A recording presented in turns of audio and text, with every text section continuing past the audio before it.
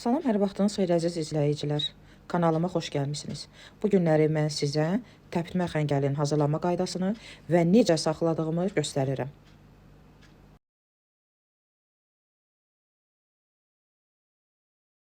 Keçən xəmirin hazırlanmağına. Dərin qab götürürük. Un, duz, yumurta və hissə-hissə suyu əlavə eləyib bərk xəmir yoğururuq. Su stəkanının tutumu 200 ml-dir. Hamımız bilirik ki, ərişdə və xəngəlin xəmiri bərk olmalıdır. Xəmiri yoğurub salafana büküb 10 dəqiqə saxlayırıq. Xəmir özünü daha da tutur. Sonra tərəzidə çəkib hissələrə bölürük.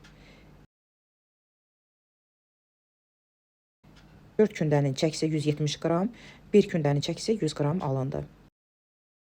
Mən sac ölçüsünə uyğun götürdüm. Əziz xanımlar, siz də öz sacınıza uyğun nizamlayarsınız çəkini. Sonra üstünü salafanlayırıq. 1 kündəni götürüb yayırıq.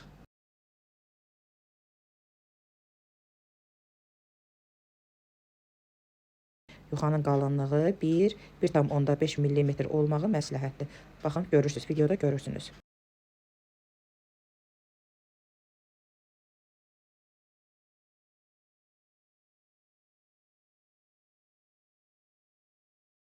Sacı qızmar eləyirik, sonra orta odda saxlayırıq. Yuxalardan bir-bir götürürük, sacın üzərinə qoyub hər iki üzünü yüngül təpitmə edirik. Çox saxlamayın, üstü çilləndi kifayətdir.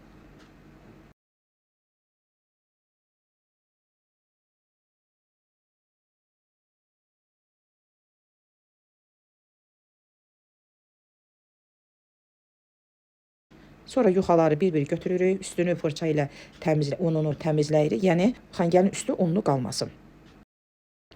Sonra ortadan bölürük, dördkünc formada, romb formasında, paxlava formasında kəsirik.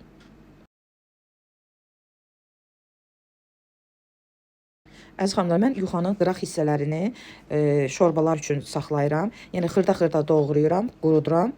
Onu da şorbalara istifadə eləyirəm.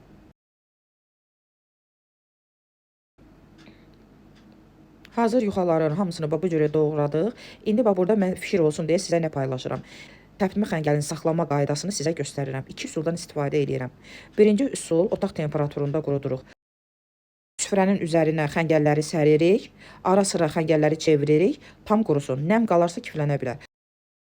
Odur ki, tam qurumağına nəzarət edirik. Quruduqdan sonra torbaya və yaxud şüşə qaba yığıb saxlayırıq. İkinci üsulda xəngəlləri doğradıqdan sonra plastik qablara yığırıq. Qapaq hissəsini, yəni ağız hissəsini möhkəm bağlayıb, soyuducunun buzluq hissəsində və yaxud dondurucuda saxlayırıq. Lazım olanda buzluqda saxladığımız təpitmə xəngəli işlətmək, bişirmək istəyəndə donunu açmadan, əziz xanımlar, buranı bir daha təkrarlayıram ki, donunu açmadan birbaşa bişiririk. İnanın ki, çox rahat və məsləhətli üsuldur. Fikir olsun deyə paylaşım etdim. Ümid edirəm ki, mənim videom sizə də faydalı olar. Göz haqqınızı halal edin, hazırlayanlara nuş olsun. Videonu bəyəndinizsə like etməyi, abunə olmağı, şərh yazmağı unutmayın. Allaha əmanət olun.